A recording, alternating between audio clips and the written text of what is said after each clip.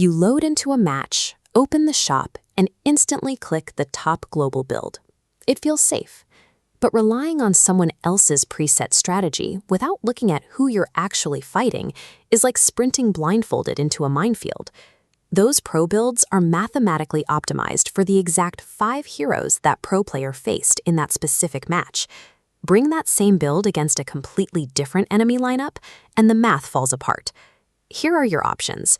Path A means buying static builds because a guide told you to. Blindly building penetration against teams without armor wastes gold. Instead, take Path B.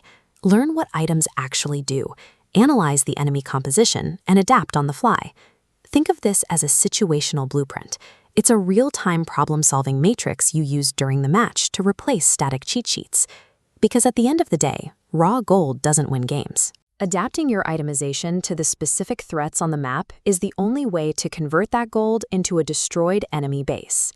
The first major wall you'll hit as a physical attacker is an enemy core built like a vault, stacked with massive health pools, heavy armor, and endless healing. This matrix table maps out exactly how to dismantle them. Row 1 addresses the high HP enemy. Your solution here is the Demon Hunter Sword. It weaponizes the enemy's own health bar against them, dealing damage based on a percentage of their maximum HP.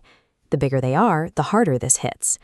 The second row maps a high armor enemy to Malefic Roar.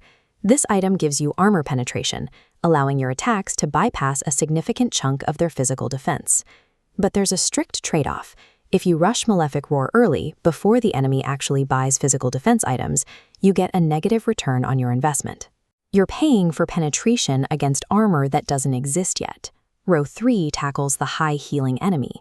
If you're up against heroes that constantly regenerate, you buy Sea Halberd. This triggers a 50% anti-heal mechanic, choking out their sustain. The catch with Sea Halberd is that you have to sacrifice a pure damage item slot. Your individual damage numbers might drop slightly, but you're providing a crucial utility that allows your entire team to actually secure kills. If you just copy a standard build that skips anti-heal, the math is brutal. You physically cannot output enough raw damage to outpace a dedicated healer composition. They will out-sustain you every single time. Countering the enemy's specific defensive layers is a prerequisite. All the raw attack damage in the game means 0 if it can't pierce their specific mitigations. You face a second choice. Do you invest in one massive initial strike, or do you build escalating damage over a long fight? The burst damage profile is built for the immediate one-shot. Items like Blade of Despair and Blade of the Heptases give you massive chunks of flat physical attack.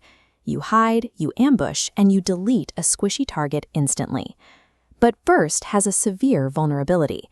If your target survives that initial hit and forces you into a prolonged engagement, your damage output falls off a cliff. You blew your cooldowns, and now you're vulnerable. This quadrant chart plots the alternative. On the x-axis, we have sustained fight duration, and on the y-axis, burst damage potential. Up here in the top left, we have your high-burst, low-duration items, like Blade of Despair. Now, look at the bottom right quadrant. This is where we plot the sustained DPS approach, the Trinity build, which combines Corrosion Scythe, Golden Staff, and Windtalker. These 3 items synergize to exponentially scale your attack speed and movement speed the longer you attack. Every consecutive hit makes you a faster, more lethal threat. The trade-off here is total commitment. The Trinity build relies entirely on continuous, uninterrupted auto-attacking. If you try to use hit-and-run tactics with these items, they offer almost no value. Fighters often need a bridge between immediate burst and long-term sustain. That's where the War Axe comes in.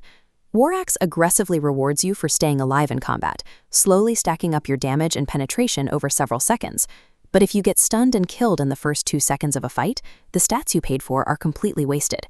If you purchase the wrong damage profile for your hero's natural pacing, you negate the value of the items entirely, regardless of how much gold you spent. Eventually, the match crosses a threshold. Your offensive power starts to plateau, and the enemy's burst damage reaches a point where it is instantly lethal to your squishy attackers. This visual checklist shows what we call the 4th item pivot. Notice how the timeline of item slots halts right at slot 4. Here, marksmen and fighters must stop prioritizing pure damage and aggressively pivot toward a defensive shield to secure their own survivability. The first option on this checklist is Wind of Nature. Activating this item grants you 2 full seconds of total immunity to physical damage. But Wind of Nature has 2 major trade-offs. First, it requires precise mechanical reflexes to activate at the exact right millisecond. Second, it offers absolutely 0 protection against magic damage. If you're facing heavy magic damage, you check off the alternative option, Rose Gold Meteor. This provides a magic shield that passively activates the moment your health drops to critical levels. The trade-off here is that while Rose Gold Meteor acts as an automatic safety net for misplays, it yields notably lower offensive stats than a dedicated damage item. The core mathematical reality of the late game is simple.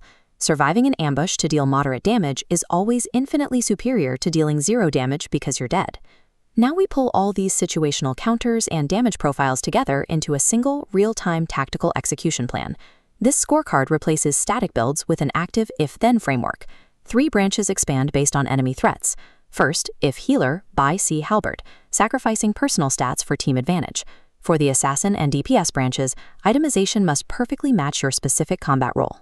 Running this matrix requires active mental effort. You have to constantly check the enemy scoreboard, which is harder than the lazy comfort of relying on a preset guide. But this is the final definition of return on investment in the game. Efficiency is determined entirely by context. It is never determined by raw numbers in a vacuum.